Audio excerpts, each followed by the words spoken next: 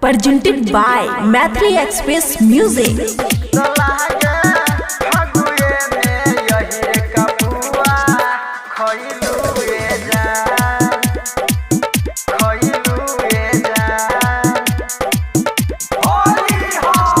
होली खेले खातिर गईनी यादव टोली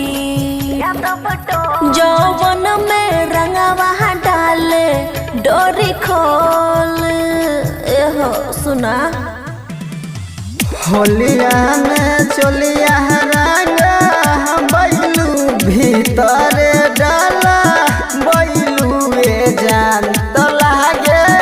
फगुए में यही रे कपुआ खहिलू जान तो लागे फगुए में यही रे कपुआ खहिलू जान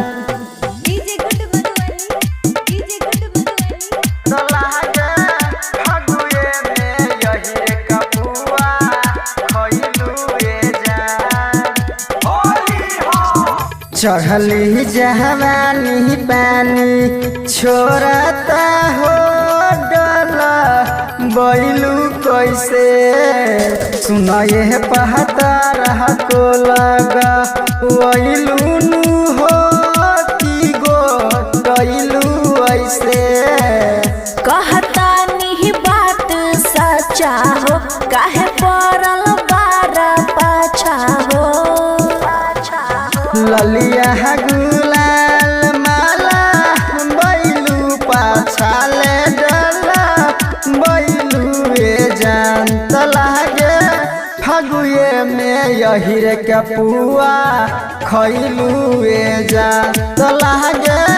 फगुए में यही रे कपुआ खैलू जान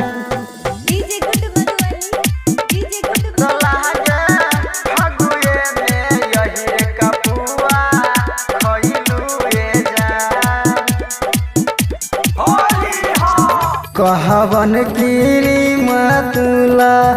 गैलू नु हो दिलवा भुक भुक करे लहंगा के लाइट तहर जरे नु हो बत्ती भुक भुक करे कमलश्री तोहर नदानी हा धर्मा के ही त कहानी हा ऐसे जे जोरन डाला बैबू गतरे माला बैबू जान तो लागे